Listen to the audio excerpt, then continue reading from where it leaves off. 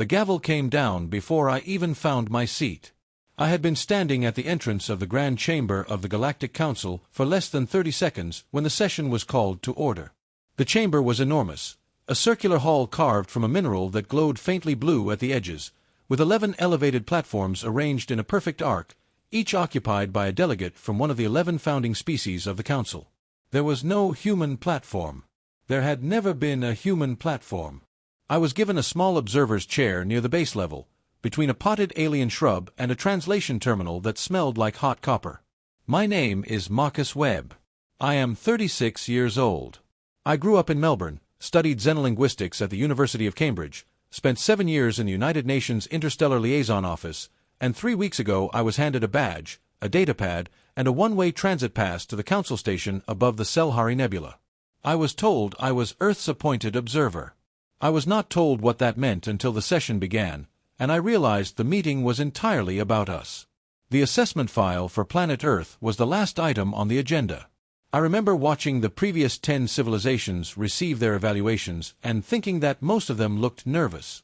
A species called the Valari, who resembled tall silver-gray cranes, were praised for their expansion into 6 new star systems.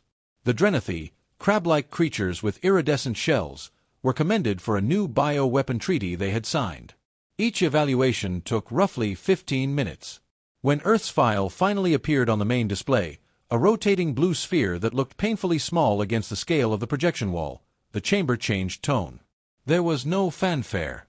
The Council's assessment system, an artificial intelligence called the arbitration engine, simply began reading. The report was clinical. Earth's military capability was rated at level 3 out of 12 on the galactic scale. Our fastest ships could reach only a fraction of the distances most Council species considered standard. We had no psionic capacity on record. Our average lifespan was described as critically short. Our biological resilience ranked below average. Our political unity index was the lowest of any species ever presented before the Council. Hundreds of separate governments, thousands of languages, and a recorded history dense with internal conflict. The engine noted that Earth had, in the past 3 centuries alone, come close to ending its own civilization on multiple occasions through environmental collapse, resource depletion, and the development of weapons capable of ending all complex life on the planet's surface. The chamber was quiet in the way that rooms go quiet when something uncomfortable is being confirmed. The senior delegate from the Krylker species, a broad, stone-gray being named Vortak, whose people had founded the Council 8,000 years ago, raised a long, 4-fingered hand when the engine finished reading. He did not look at me. He addressed the chamber the way a professor addresses a room when exam results are being handed back. The assessment is consistent with prior projections, Vortak said. His translator rendered his voice into flat, even English in my earpiece. The species designated as human shows no measurable advancement toward any of the 14 Council vitality metrics. They remain a fractured, short-lived, low-capacity civilization with a documented pattern of self-destructive behavior. I move that Earth be reclassified under Category 7, Protected Primitive, effective immediately, pending integration into the custodial framework. Category 7 meant Earth would lose its status as an independent civilization. It meant the Council would appoint a custodial species to oversee human affairs. It meant we would no longer govern ourselves.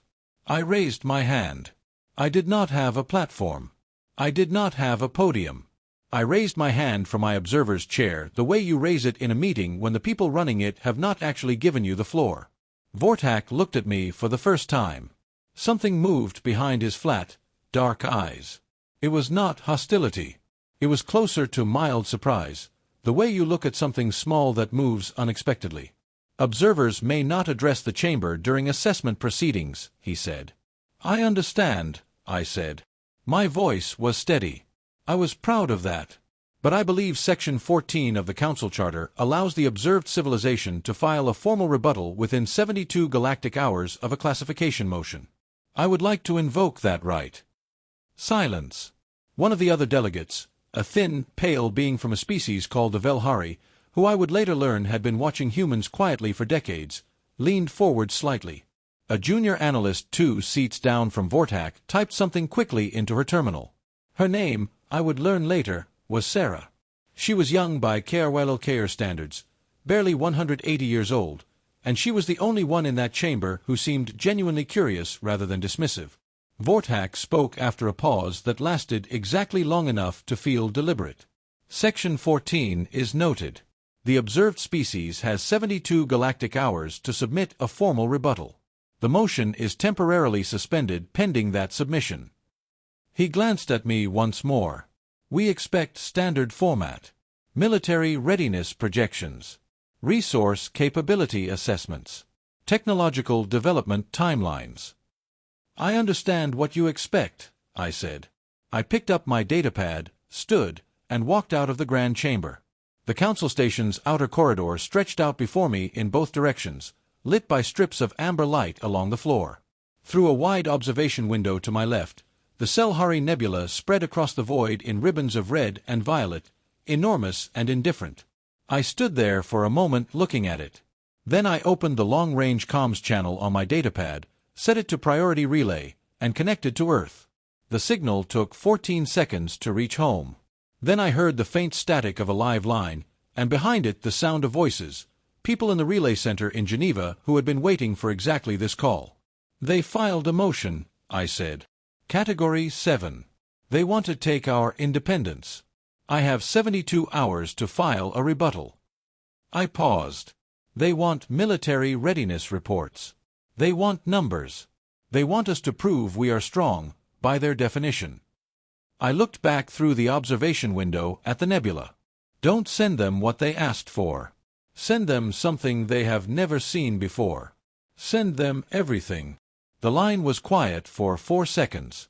Then the relay coordinator, a woman named Lena Doyle, who had been managing interstellar communications for 14 years and who never raised her voice, said simply, "Understood." I ended the call and looked at the nebula for a while longer. The galaxy was 4.5 billion years old. The KRYLKR had been traveling among the stars for 8,000 years. And in 72 hours, they were going to find out what it meant to make a decision about a species without properly understanding what that species was made of. I went back to my room, sat on the narrow bed, and waited. I was not afraid. I was something harder to name than afraid. I was certain. 6 hours after my call to Earth, the first data package arrived. I was sitting at the small terminal in my observer's quarters when the transfer notification appeared on my screen. The file size made me blink. It was not a small package. It was not a summary or a highlights reel or a carefully selected diplomatic presentation. Earth had sent me an archive the size of a small planet's library, compressed, indexed, cross-referenced, and labeled in 47 languages with a single covering note from Lena Doyle that read, "You said everything. So we sent everything." I spent 3 hours reviewing the index alone. There were 5.2 million individual entries. Art, music, literature, scientific papers, engineering schematics, medical discoveries, philosophical texts, historical records, legal documents, speeches, letters, maps, architectural designs, mathematical proofs, agricultural innovations. The diary of a 15-year-old girl from Amsterdam who hid in an attic during a war and kept writing about the world she intended to live in when it was over. A recording of a deaf composer who rewrote the sound of an entire century. A hand-drawn set of anatomical sketches made in secret by a painter in Renaissance Italy who was not allowed to study the human body but studied it anyway because he needed to understand how things worked. A letter written by an astronaut sitting on the surface of the moon, describing what Earth looked like from there. Every single item had a date, a name, a place, a context. I began preparing the presentation, not for the formal chamber session, but for the Council's junior analysts, the working staff who processed incoming data before it reached the delegates. Their offices occupied a long corridor on the station's 3rd level, a place the senior delegates rarely visited. Sarah was among them. I had looked her up in the station's public staff directory after the session. She was a junior compliance analyst, which meant her job was to check that assessment reports followed the correct procedural format. It was a technical role. She had never, according to her file, been involved in a classification decision before. I sent her a formal request for a data review meeting. Protocol required that rebuttal evidence be reviewed by at least one council analyst before it could be submitted. The request was routine. She accepted within 20 minutes. When I arrived at the analyst corridor the next morning, Sarah was waiting outside her office door. Up close, She was smaller than she had appeared in the chamber. Her people were broad rather than tall, with dense gray-blue skin and eyes set wide apart, dark as polished coal. She wore a junior analyst's insignia on her collar, a small silver ring. She looked at the volume of data I was carrying on my portable drive with an expression I could not immediately read. "This is your rebuttal submission?" she asked. "Part of it," I said. We went inside. Her office was neat and precise, the way offices look when the person using them takes their work seriously. She cleared space on the review table, connected my drive, and waited. I did not start with the obvious things. I did not start with scientific achievements or engineering feats. I started with the archive entry numbered 1 in my own custom index, a painting made in a cave in what is now southwestern France, approximately 17,000 years ago. A human hand pressed flat against a stone wall, with pigment blown around the fingers to leave a negative image. A silhouette of a hand that had reached out and said, in the only language available, "I was here." Sarah looked at it for a long time. "Who made this?" she asked. "We don't know," I said. "We never found out. No name, no record. Just the hand." "Why is it in a rebuttal submission?" "Because whoever made it had no pen, no paper, no light except fire. And they still found a way to leave something behind." I scrolled forward. That instinct, the need to mark existence, to make something, to say, "I was here," that is the thread that runs through every single item in this archive. I took her through 200 entries over the next 4 hours. Not a lecture, a conversation. I pulled items at random, let her stop me, answered her questions, asked her some back. She was precise and careful in how she framed things, a quality I respected. She did not perform enthusiasm or discomfort. She simply engaged, and engagement in a being evaluating something unfamiliar was the best possible sign. At entry 87, a recording of a symphony written by a composer who had been deaf for the last decade of his life. She asked me to pause the playback. "He could not hear this," she said. "It was not a question." "No." "Then how did he write it?" "He heard it in his mind. He had spent so many years learning music that he could compose without sound.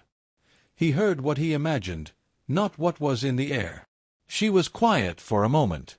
Then she said, "What is it called? The way your kind experiences sound that is not there." "Imagination," I said. Though in his case, music theory, the architecture of sound without the sound itself. She made a note on her terminal. I did not ask what the note said. At entry 190, a short text by a philosopher who had lived and worked in ancient Greece. She asked me to explain the concept of legacy, why humans seem to invest so much energy in things that would outlast them when their own lives were so short. "Because the shortness is the reason," I said. "If you live for 800 years, there is always more time. Always another century to write the book, finish the building, change the law. We have 70 or 80 years, if we are fortunate. So we work as if the deadline is real, because it is." Sarah set down her stylus. She looked at me the way someone looks when they are not sure whether what they are feeling is sadness or something they do not have a word for. "I am 211 years old," she said.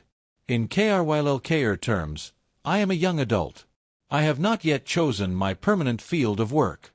I have not yet built my residence. I have not yet completed the first phase of my formal education." She paused. "You are 36? "Yes." "And you are already here, doing this?" "Yes." She looked back at the display, where the philosopher's text still glowed on the screen. "In 200 years," she said quietly, mostly to herself, "I have never thought about time the way that sentence makes me think about it." I let the silence sit for a moment. Then I said, "That's one of the reasons I brought the archive." We worked through another 100 entries before she stopped me again, this time at a medical case study from the 20th century, detailing the development of a treatment for a disease that had killed millions of children per year worldwide. The treatment had been developed by a researcher working in a poorly equipped facility in Scotland, with limited funding, who had failed over 300 times before the breakthrough came. 300 failures, Sarah said. "Yes." And she continued. "Yes." Did she know she would eventually succeed? No. She knew only that stopping was worse than continuing. Sarah made another note. Then she leaned back slightly, which I had learned was a KRYLKR gesture of considered thought, and said, "Delegate Vortak will ask you to present military capability data. He has already circulated a memo to the senior analyst team indicating that any rebuttal not conforming to standard classification metrics will be procedurally ineligible." I know. This archive would not be accepted under standard classification metrics. I know that too. I looked at her. Is it ineligible under your review? She considered the question carefully. Her dark eyes moved across the hundreds of entries still queued on the screen. "The Charter does not specify what form a rebuttal must take," she said finally. "It specifies that the rebuttal must address the grounds of the classification motion. Delegate Vortak's motion was based on a comprehensive vitality assessment. A comprehensive response to vitality could be argued to encompass cultural, intellectual, and developmental data as well as military metrics." She paused. "That is my legal reading of the text." "Thank you," I said. "I am not advocating for your species," she said quickly. "I am applying the Charter." "I know," I said. "That is all I asked." She looked at the archive index one more time. Then she said something I was not expecting. "What is grief?" I looked at her. The question was direct, unguarded, the kind of question a person asks when they have been sitting with it for a while and finally decided to say it out loud. "It is what you feel when you lose someone you love, or admire, or need," I said. "Someone whose absence changes the shape of your days. It is the understanding that they are gone, and the understanding that you will continue anyway, and the particular difficulty of holding both of those things at once." Sarah did not write anything down this time. She just held the question, turned it over quietly behind her eyes. "We do not have a word for it," she said at last. "In KRYLKR, we have a word for loss of resource. A word for biological severance. A word for the administrative state of being without a partner or parent." She paused. "But not for what you described." "I know," I said gently. "That was one of the reasons I needed you to see the archive." She did not speak after that for a long time. We sat in the quiet of her small office while the archive glowed on the screen between us, 5.2 million entries deep, every one of them made by people who knew exactly how much time they did not have. Outside, across the station's upper levels, Delegate Vortak was preparing a formal procedural challenge to my rebuttal submission. He had no idea what was actually coming. The Council's observation arena occupied the entire southern face of the station, a wide, low-ceilinged space fitted with transparent panels that looked out directly into open space. It was used for live demonstrations, species presentations, and what the Council called capacity evaluations. In simpler terms, it was where civilizations were expected to perform. I had requested use of the arena for 6 hours. Vortak had objected on procedural grounds. Sarah had quietly filed a counterbrief citing 3 separate charter provisions. The arena was approved for 4 hours, which was more than enough. The crew of the Earth vessel, a small research and liaison ship called the Horizon, crewed by 14 people from 14 different countries, had docked at the station the previous evening. I had met them briefly in the transit corridor. Their names were Owen, Priya, Sione, Anika, Callum, Lena, Theo, Freya, Hassan, Nadia, Riku, June, Amir, and Elena. Between them, they held degrees in medicine, structural engineering, linguistics, material science, navigation, environmental systems, emergency response, xenobiology, cryptography, logistics, marine biology, classical music, astrophysics, and law. None of them had ever been to a Galactic Council station before. All 14 walked off that ship with the same look on their faces, calm, focused, slightly fascinated. The way professionals look when they step into a situation that is genuinely new and choose to treat it as interesting rather than frightening. I liked them immediately. The senior delegates were not required to attend the arena demonstration. 6 of them came anyway. Sarah was there. 4 other junior analysts stood along the back wall. Vortak arrived late, took a position at the far end of the viewing gallery, and crossed his thick arms in a way that made his position on the proceedings entirely clear. I introduced the crew briefly, named their disciplines, and explained the structure of the demonstration. 3 separate exercises, no advanced preparation provided by me, no council technology assistance, only the tools and knowledge the crew had brought with them. The first exercise was medical. 3 days earlier, I had quietly asked the station's facilities coordinator if there was a current maintenance problem anywhere on the station. Something real, not staged. There was. A Velhari technician named Oren had suffered a serious pressure-related injury in a maintenance shaft 2 days before and was recovering in the station's medical bay.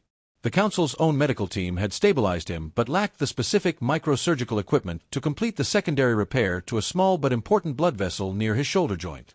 They had been waiting on parts delivery from Velhari Space. I had asked Oren if he would consent to be treated by our medical team. He had said yes without hesitation, which I found quietly moving. Owen and Priya, our surgeon and biomedical engineer, spent 40 minutes in the medical bay with Oren and a complete inventory of what was available on the station. They found no compatible surgical tools. They improvised 3 instruments from station maintenance components, a piece of flexible conduit tubing, and a micro-calibration tool from the Horizon's own repair kit. Then they performed the repair. The procedure took 1 hour and 19 minutes. When they came out, Priya was carrying the improvised instruments in a sterile tray. Owen was wiping his hands on a cloth with the easy, satisfied manner of someone who had simply done what they came to do. Oren was sitting up an hour later and asked the station's kitchen staff for something warm to drink. The 6 senior delegates in the gallery were very quiet.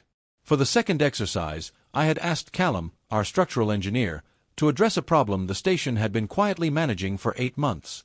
The station's primary coolant manifold on level 6 was operating with a slow efficiency loss caused by a microfracture in a junction coupling. The council's engineering team had identified it but could not repair it without specific replacement parts, which were on order. In the meantime, the station's climate systems on levels 4 through 7 ran 3 degrees warmer than optimal. Uncomfortable, but not dangerous. The KRYLLKR engineering team had submitted 11 reports on the issue. None of the reports proposed a workaround. Callum read the 11 reports in 50 minutes, toured the manifold for 20 minutes, and then spent 3 hours implementing a rerouted pressure distribution system using components already present in the station's spare parts inventory. He did not have the schematic for the station's original engineering design. He worked from first principles, asked Lena, our material scientist, 2 questions about the thermal properties of the coupling material, and solved the problem the way engineers solve problems when they do not have the right tools, by understanding the system well enough to find a different path through it. When the temperature on level 6 dropped to the correct setting, one of the KRWLKR junior analysts looked up from his terminal, then looked at Callum as though he was not entirely sure what he was seeing. The third exercise was the one I had been most curious about myself. June was our linguist. She was 31 years old, originally from Bristol, and she had the particular quality of stillness that belongs to people who spend a lot of time listening. I had briefed her on the specific challenge the night before. The council's archive contained a collection of recordings in a language called Veth Kai, spoken by a species that had gone extinct approximately 6,000 years ago. The Veth Kai had made contact with the early council and left behind a collection of audio recordings and carved text fragments before their civilization ended. The recordings had never been fully decoded. They were used as a standard benchmark test in council xenolinguistic training programs. Most trained council linguists reached approximately 40% comprehension after 6 months of dedicated study. I gave June the full archive of Veth Kai material. I gave her 18 hours. She stood at the arena's main display, pulled up the recordings and the carved fragments side by side, and began working through them in front of the gallery. Not silently, she narrated her process, speaking quietly into her translation headset, noting patterns aloud, backtracking when something did not fit, cross-referencing the carved text against the audio in a way that reminded me of watching someone solve a puzzle they found genuinely enjoyable. After 1 hour and 51 minutes, she turned to the gallery and said she had reached approximately 67% comprehension and could provide a working translation of the oldest complete Veth Kai recording. She played it. Then she translated it, sentence by sentence, into English. Sarah, standing at the back of the room, translated it simultaneously into the council's common language for the delegates. It was a record of a harvest season. A farmer describing the smell of rain on dry soil, the sound of the work, the names of the people working beside him. 6,000 years old, spoken by a species that no longer existed, and entirely unmistakably about the same things all farmers in all places have always thought about: the work, the weather, and the people standing next to you. The room was quiet for a while after that. Then Vortak spoke. His voice came from the far end of the gallery, flat and deliberate. "These are impressive technical exercises," he said. "I do not dispute the competence demonstrated. However, the classification motion before this council is not based on competence in narrow circumstances. It is based on the consistent pattern of self-destruction your species has exhibited across your recorded history." He gestured at the display with one broad hand. "You have presented art and music and a demonstration of field improvisation. You have not addressed the fact that your species has started over 200 large-scale organized conflicts in the last 3 centuries alone. You have not addressed the weapons your governments built that were capable of ending all complex life on your planet. You have not addressed the environmental collapse events your industrial civilization triggered. A species that nearly ends itself multiple times does not demonstrate vitality. It demonstrates a persistent danger to its neighbors." The gallery was very still. I had been waiting for this moment. I had thought about how to answer it for 3 days. I did not raise my voice. I did not perform indignation. I stood in the center of the arena floor and answered him the way you answer an argument that is partly correct, and therefore more difficult to address than one that is entirely wrong. "You are right," I said. That surprised him. I could see it. "Everything you listed happened. The conflicts, the weapons, the environmental damage, it is all in the record. We did not ask Earth to remove those items from the archive.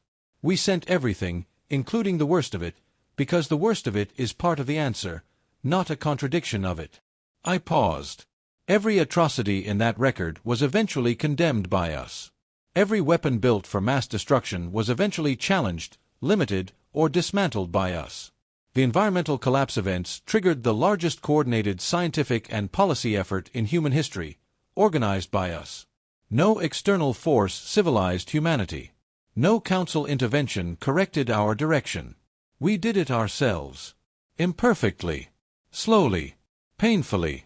And without stopping. I looked at him directly. "You are evaluating us on the basis of our worst moments and concluding we cannot be trusted with our own future.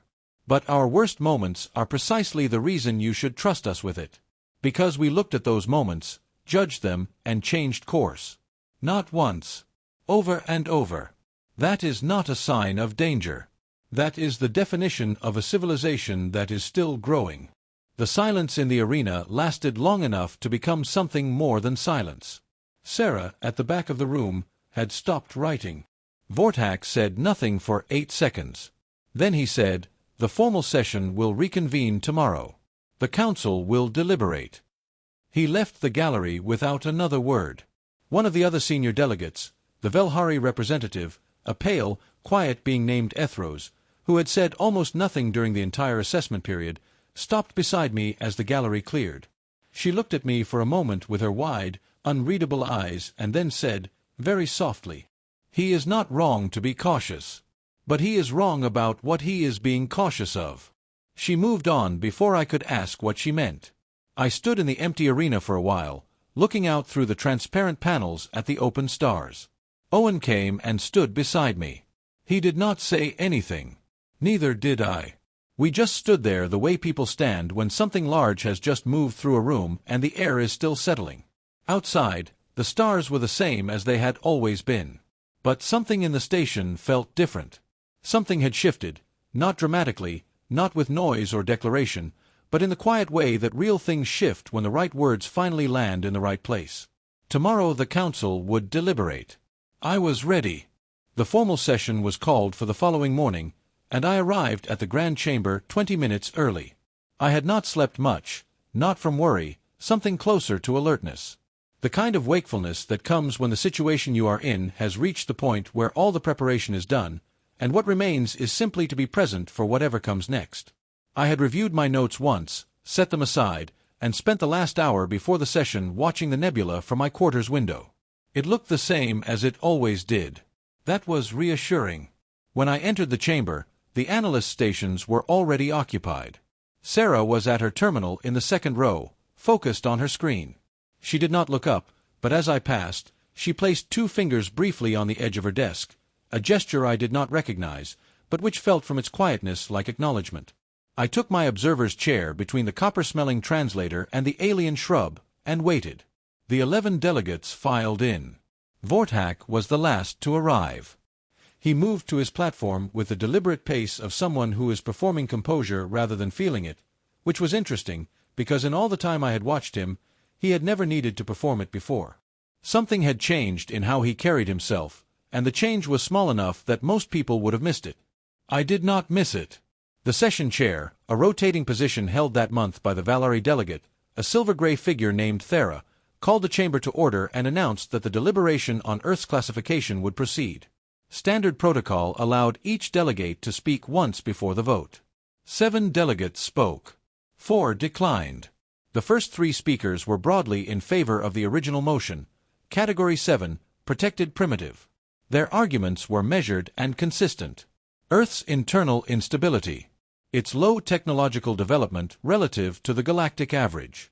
Its lack of unified governance. They were not hostile arguments. They were the arguments of beings who genuinely believed they were applying a reasonable standard. The next 2 speakers were opposed. Ethros of the Velhari spoke carefully and at some length about the distinction between a civilization that is dangerous and a civilization that is developing, arguing that Earth's record showed a consistent long-term trajectory of self-correction that the current assessment metrics were not designed to capture. A delegate from a small, rarely heard species called Arimath, quiet beings who resembled deep-sea creatures, who had been members of the Council for only 300 years, said simply that any species capable of producing the archive Earth had submitted deserved the opportunity to produce more of it. Then Vortak spoke. I had expected him to reinforce his original motion. Instead, he did something that made the chamber slightly uncomfortable, which told me more about what was happening behind the scenes than anything else could have. He recalibrated. He did not withdraw the motion, but he introduced a procedural amendment, a request that the vote be delayed by 30 galactic days, pending what he described as further comprehensive review of the submitted materials. He cited the volume of the archive, the unusual format of the rebuttal, and the need for appropriate institutional assessment of an unprecedented submission type. It was on the surface a reasonable request. Procedurally, it was entirely valid. But it was also a retreat. Vortak did not request delays. In the 11 years of recorded sessions available in the station's public archive, he had never once requested a delay on a motion he himself had introduced. He was a being who moved forward, who pressed advantages, who treated hesitation as a weakness. The request told me that something had shifted in his calculations, that the ground he had been standing on had developed a crack he had not anticipated. I submitted a formal objection to the delay, on the grounds that the Charter's 72-hour rebuttal window was specifically designed to prevent indefinite procedural postponement of classification decisions. Sarah, from her terminal, flagged the same Charter provision. Thera, the session chair, reviewed both submissions in real time and ruled that the vote would proceed. Vortak did not react visibly. He was too experienced for visible reactions. But he pressed his broad fingers flat on the surface of his platform in a way I had not seen him do before, and the gesture stayed with me. The vote was taken. 5 delegates voted against the Category 7 classification. 3 voted for it. 3 abstained, pending a separate investigation that Ethros had quietly filed that morning, an investigation I had not known about until the session chair announced it. The investigation was into the KRYLLKR's pre-filed resource assessment of Earth's solar system. A survey conducted 8 months before the vitality assessment had even been scheduled, mapping rare mineral deposits in Earth's asteroid belt, helium-3 concentration on the lunar surface, and the strategic positioning of the Sol system relative to a contested trade corridor that the KRYLLKR had been trying to control for nearly 50 years. I had sent that survey to Ethros 2 days ago. I had found it in the public commercial filing records, legally visible, technically obscure, the kind of document buried in bureaucratic depth specifically because someone hoped it would never surface. I had not told anyone I was sending it. Not Sarah, not the crew, not Lena Doyle in Geneva. I had simply found it, read it, understood what it meant, and sent it to the one delegate who had spoken to me quietly in the arena with the careful honesty of someone who already suspected the truth and needed only the evidence to act on it. The session chair declared Earth's classification motion suspended pending the investigation's completion. Earth retained its independent status. The hearing was closed. That was the moment Vortak looked at me. Not the look from the first day, not the mild surprise at something small moving unexpectedly. This was different. This was the look of a very experienced being recalculating a situation it had fundamentally misread. It was not anger. It was something more complex than anger. I met his gaze and held it. Then the session ended, and the delegates began to file out, and I sat in my observer's chair and exhaled for the first time in what felt like several hours. Sarah appeared at my side before the chamber had fully cleared. She was holding her datapad against her chest and looking at me with an expression that took me a moment to read. "You found the resource survey," she said. "Yes." "When?" 3 days ago." "You did not tell me." "No," I said, "because you are a council analyst. If I had told you, you would have been obligated to report it immediately, and Vortak would have had time to challenge the filing or bury it deeper. By the time it reached formal investigation, it would have been qualified into irrelevance. Ethros needed to file it herself, independently, for it to carry full investigative weight." Sarah was quiet for a moment. Then she said, "That is a precise understanding of our procedural system for someone who has been on this station for less than 2 weeks." "I read the charter," I said. "All of it. On the transit ship on the way here." She looked at me for a long moment. Then she said something in Krylkr that my translator rendered as a rough approximation of the concept. "You came here prepared to be underestimated." I stood and picked up my datapad. "I came here prepared," I said. "The underestimation was already in place when I arrived." I started toward the chamber exit. Behind me, I heard Sarah say quietly, not to me, just to the empty air of the chamber as the last delegates left, one word, "Remarkable." I did not turn around. Outside, in the amber-lit corridor, I opened a channel to the horizon. Owen answered. "How did it go?" he asked. "The motion is suspended. The investigation is open. We keep our independence." There was a brief silence on the line.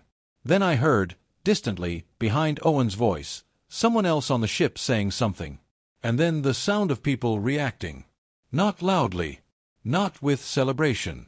Just with the specific, quiet release of a breath held too long. "Lena is going to want a full debrief," Owen said. "I know. Tell her I will transmit everything within the hour." I paused. "How is Oren's shoulder this morning?" "Ask Priya. She wants to send him the schematic for the improvised instrument so his people can manufacture a proper version." I smiled. "Tell Priya yes." I ended the call and stood in the corridor for a moment. The investigation into Vortak's resource survey would take time. It would be contested. The Krylkr had significant influence in council procedures, and influence of that kind did not dissolve because of a single filing. There would be more sessions, more arguments, more careful navigation through a system designed by beings who had been building it for thousands of years and who had never seriously expected a species like ours to learn it well enough to use it. But the motion was suspended. Earth was independent. And somewhere in the Council's records, an investigation had been opened that would not be easy to close. I started walking back toward my quarters. Halfway down the corridor, I passed the observation window with a view of the Selhari Nebula, the same view I had stood at after the first session, when everything had seemed much less certain. I stopped and looked at it again. It still looked enormous. It still looked indifferent. But something in how I looked at it had changed. Not the nebula. I had come here as an observer. I was leaving as something the Charter did not have a precise category for. A being from a species the Council had assessed as weak, who had walked into the oldest political institution in the known galaxy with a hard drive full of human history and an understanding of its own rules, and had used both to prevent something that should never have been attempted in the first place. That felt like a thing worth noting. I noted it and kept walking. The investigation lasted 19 days. I spent most of them on the station, waiting, reviewing documents, and talking with Sarah. We had moved past the formal analyst-observer dynamic by the end of the first week. She would come to my quarters in the evenings after her shift, sit in the second chair by the terminal, and ask questions, sometimes about the archive, sometimes about specific humans she had read about in the records, sometimes about things that had no direct connection to the case at all. She asked me once what rain felt like. I told her it depended on the rain. She asked me to explain what I meant, and I spent an hour describing the difference between the cold spring rain that came sideways off the Irish Sea and the warm, heavy summer rain in New Mexico that smelled like wet earth and made the desert bloom. She listened carefully and made no notes. I think she was simply keeping it. The formal session reconvening Earth's classification status was scheduled for the 19th day, 3 hours after the investigation committee submitted its final report. The report was comprehensive. It documented that the KRYLLKR's Commercial Surveying Division had filed detailed resource assessments of Earth's solar system on 4 separate occasions over the past decade, each time to coincide with internal council discussions about expanding the vitality assessment schedule to include Earth. It documented that the commercial filings had been routed through 3 separate subsidiary entities to obscure the connection to the KRYLLKR government's Strategic Planning Division. And it documented that 2 members of Vortac's advisory staff had participated in drafting the Category 7 motion language, using terminology specifically borrowed from historical council rulings on resource-contested systems, language designed to ease the administrative transition to custodial status, which in practice meant structured access to the system's resources by the appointed custodial species. It was not a subtle report. The investigation committee, chaired by Ethros, had written it with the precision of people who wanted the findings to be unambiguous. Vortac was formally censured and removed from the current session. It was not the end of his political career. He was too senior, too established, too embedded in KRYLLKR institutional life for a single censure to end him. But it was a permanent mark on a record that had until this session been entirely clean. That mattered to him. I knew it mattered from the way he had pressed his hands flat on his platform during the vote, the way a being presses down on something when it is slipping. Thera, still chairing the session, opened the reconvened hearing with a brief statement acknowledging the investigation's findings and confirming that the Category 7 motion had been invalidated due to procedural corruption. Earth's status required a fresh determination. Then she did something I had not expected. She asked me to address the chamber directly, not as an observer filing a rebuttal, not as a procedural respondent. She used the formal language of Section 7 of the Charter, which allowed the session chair to invite a non-member civilization to speak on its own behalf before a formal status determination. It was a provision that had been used only twice in the Council's recorded history. Thera, a silver-gray Valari who moved with the quiet deliberateness of someone choosing each action carefully, had chosen to use it now. I stood up from my observer's chair and walked to the center of the chamber floor. The 11 platforms looked down at me. 9 were occupied. Vortac's seat and the seat of one absent delegate were empty. 9 sets of eyes watched me. Behind the delegates, the analyst rows were full. Sarah sat in her usual place, hands folded on the desk, watching with the complete, concentrated attention she brought to things she considered important. I had not prepared a formal speech. I had thought about what I wanted to say, the way you think about something you know you will need to say when the moment arrives. And then I had trusted that when the moment arrived, I would say it the right way. I looked up at the 9 delegates. "My name is Marcus Webb," I said. "I am 36 years old, which means by Council standard life expectancy tables, I am approximately halfway through my natural lifespan. I grew up on a planet that has been inhabited by my species for roughly 300,000 years. We have had writing for about 5,000 of those years, formal science for roughly 400, and space travel for less than 100. By galactic standards, we are extraordinarily new." I paused. "You assessed us as weak. I understand why. The metrics you used are real metrics, and on most of them, we do not perform well. We are short-lived. We are fractured. We are still working through the consequences of decisions made generations before the ones currently alive were born.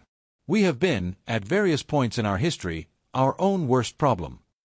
I looked at Ethros, then at the Rymouth delegate, who was watching me with an unreadable deep-water stillness. "But I want to tell you what those metrics do not capture, because I think it matters more than anything else I could say here today." I took a breath. There is a concept in human philosophy called the long arc. It refers to the idea that history does not move in straight lines. It moves in arcs. And those arcs, if you have the patience to follow them far enough, tend to bend toward something better than where they started. We have a name for it because we need a name for it. Because there have been many points in our history where the arcs seem to be bending the wrong way, where the weight of our failures threatened to pull us permanently off course. And someone, usually someone ordinary, usually someone without power, often someone who would not live to see the outcome, pushed back. I thought of the hand on the cave wall. The deaf composer at his desk, hearing a symphony in the silence.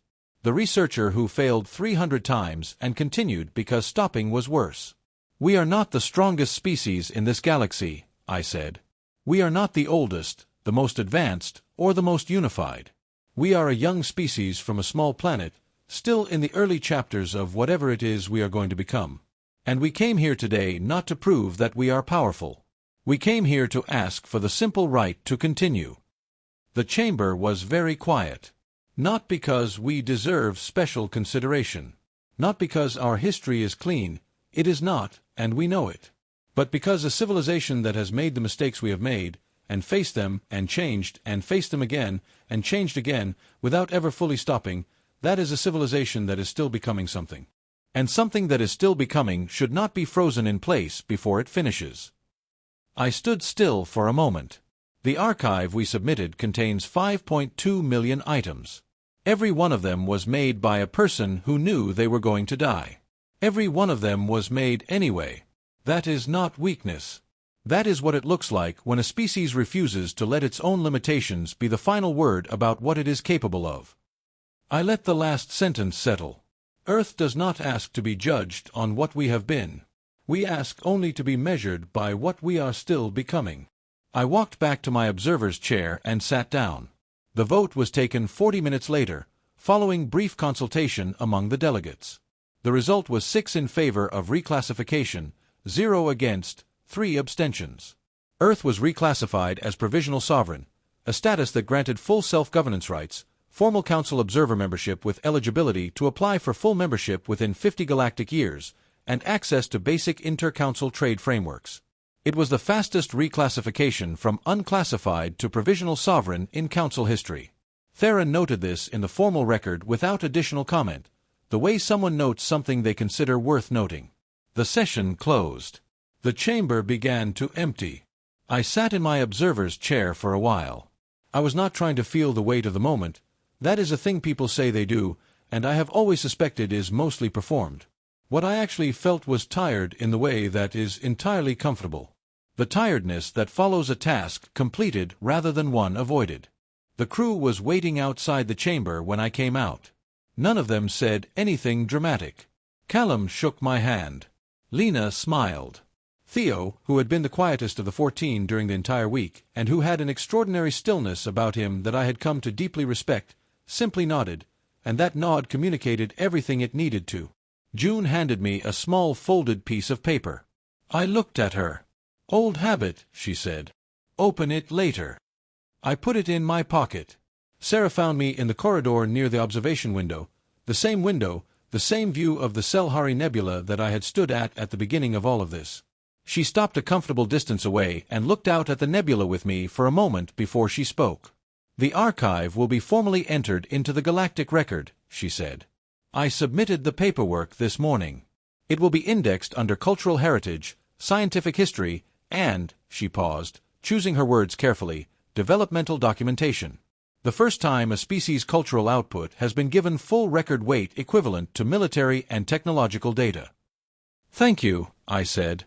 "It was the correct procedural action," she said. But she said it the way people say something is correct when they also mean something more than correct. We stood looking at the nebula for a while. "When you go home," she said at last, "what will you tell them?" I thought about it. About the cave painting and the deaf composer and the researcher who failed 300 times. About Oren sitting up and asking for something warm to drink. About June's folded piece of paper in my pocket. About the arc and how it bends. "I will tell them it worked," I said. "And that the work is not finished." She nodded slowly. "Your species," she said, with a careful thoughtfulness that I had come to understand was her equivalent of strong feeling, "is going to be very difficult to manage." I laughed. It was a genuine laugh, the kind that comes from somewhere real.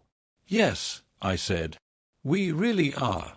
I looked out at the nebula one final time, the ribbons of red and violet, enormous and indifferent, the same as they had always been, the same as they would be long after every species on this station was gone. Then I took June's folded paper from my pocket and opened it. It was a drawing, small, simple, made in the margins of a station datapad. A hand, palm flat, fingers spread, in the style of a cave wall in southwestern France, 17,000 years old.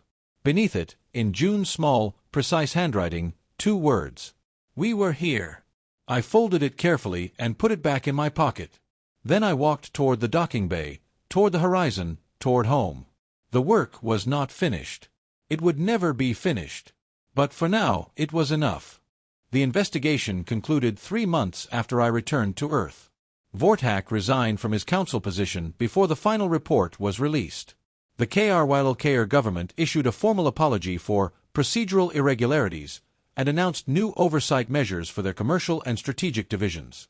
The apology was polite, carefully worded, and entirely necessary.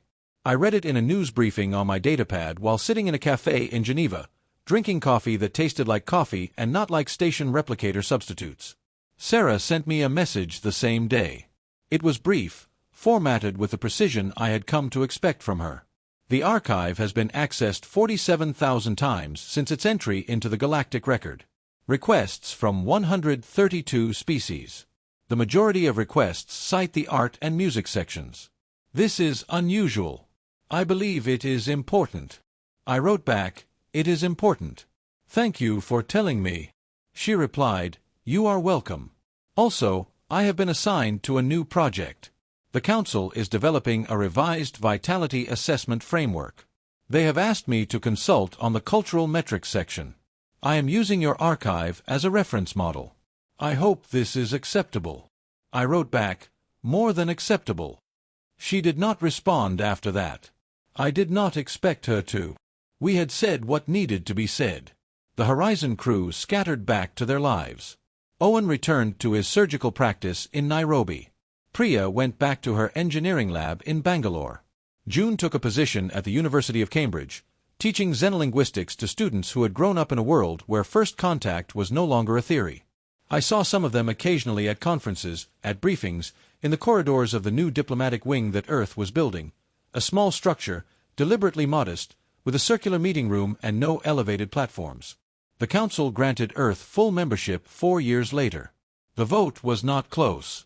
The Valari and Velhari and Rymuth all voted in favor.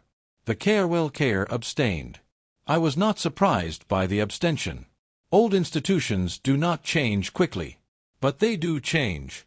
I stood in the Grand Chamber for the membership ceremony. The same chamber, the same blue-glowing mineral walls, the same observer's chair where I had sat at the beginning. Only this time, I was not in the observer's chair. I was standing at the center of the floor, representing my species, while a new delegate from the KRWLKR, a younger, quieter being named Theron, read the formal words of admission into the record. Sarah was in the analyst row, watching. When the ceremony ended, she came down to the floor and stood beside me for a moment. You did not bring the archive this time, she said. I did not need to, I said. The archive is already here. She looked at me with those dark, steady eyes. Then she said, the thing you told me about, the long arc. I have been thinking about it. I believe I understand it now. Good, I said. That was the point. I flew home the next day. On the flight, I opened the small folder on my datapad where I kept June's drawing, the handprint from the cave wall, the 2 words beneath it. We were here. I had looked at it hundreds of times since that day on the station. It had not lost its weight. The work continued. It always would. There were new disputes, new challenges, new species to negotiate with, new crises to manage. Earth's seat at the council table was permanent now, but permanence was not the same as safety. Safety required attention. Attention required patience. Patience required remembering why you started. I thought about the hand on the cave wall. The person who made it had no idea that 17,000 years later, someone would look at it and understand what they meant. They had done it anyway. That was the arc. That was the bending. That was everything. I closed the folder and looked out the window at the clouds below. Somewhere beneath them, my city was waiting. My family was waiting. My life, the ordinary, precious, short human life, was waiting. I smiled. Then I turned off the datapad and watched the sun set over the Atlantic, and I was not thinking about the council or the archive or the long arc.